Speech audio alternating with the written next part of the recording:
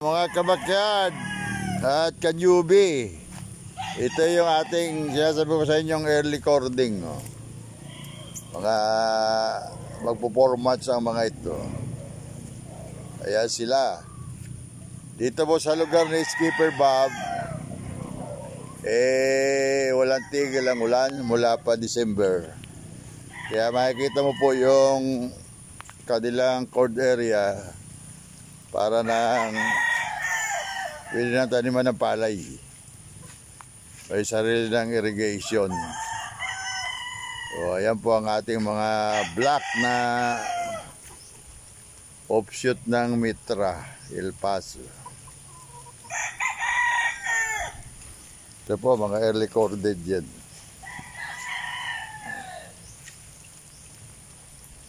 Ayan.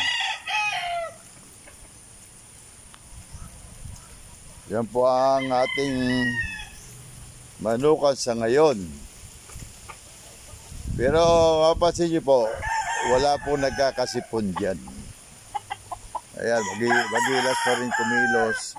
Dahil po sa presence ng probiotics doon sa fermented plant juice at Jackie Oats. Yan po ang importante kasi ng ang feeds mo, mayaman sa amino acids, probiotics, natural vitamin B12. Ayan. Walang tigil ang ulan. Pero okay pa rin ang mga forma nila. Wala pong sinisipon dyan. Magdamag na ulan sa halos isang buwan. Isang buwan na sa ngayon. Very extreme. Northeast monsoon dito sa Bicol. Ito, medyo lal na konti pero inday-inday pa rin ang ulan. No? Yan po yung mga manok. Grabe ang stress na dinaranas nila. Ito po, makita niyo yung munting manukan ni Skipper Bob. Ayan.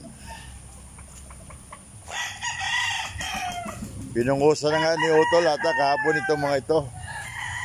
Ayan sila. Kaya kasama pa sa stress doon sa ulan, yung pagpungos. Yan na yung ating mga manok. Ayan po. Makikita nyo kung gaano nakalusak. Matatawa ka eh.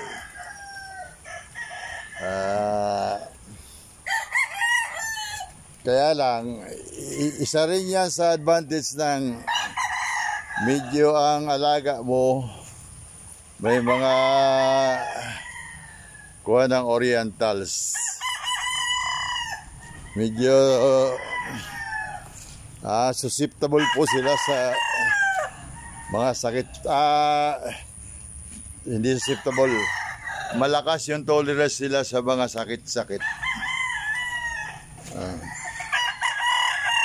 Kaya yung mga extreme weather, hindi nila masyadong iniinda. Araw-gabi ang exposure nila sa ulan. Ayan po. Yan ang munting manukan ni Skipper Bob. Pinakikita ko po sa inyo. Ayan. Yung mga ulanin arawin na manok. Yan, ito yung ating mga malaki ng recorded. Mga mahigit ng 4 months itong mga to. Ayan po sila. Wala po diyang nagkakasakit. Ayan po. Despite na yung lugar pwede nang taniman ng palay. Ito po ang ating mga white chocolate. Ang nanay ito ay may dugong Tasmanian Devil. Galing kay Mr. Borboran. From Cebu ata yan o Iloilo, whichever. Binigay lang sa akin eh. Bullets. Ayan po mga early recording natin. Wala po diyang may sipon. Yan ang sinasabi ko sa inyo. Hindi po tayo nagbibigay ng tinatawag nilang prevention. Yung sabi nyo, wala pang sakit. Painumin nyo na ng antibiotics.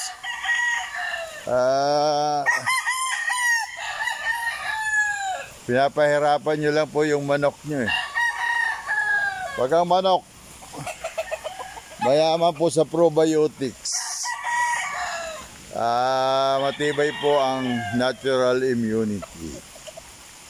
Yun ang dapat nating iniintindi mga newbie at mga kabakyard. Ayan, kita nyo yung may kuha ng asil nagkakalyong sa may ibabaw ng pak.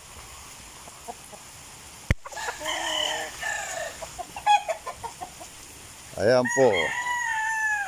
Ayan, medyo makuha nung isang gabi. Malakas ang hangin. Ito, tandaan na nitong kuha na ito, natumba pa. Oh. Medyo puputulin yan. Ayan pa, kita niyo po yan. Oh, ang aking mga black. Oh.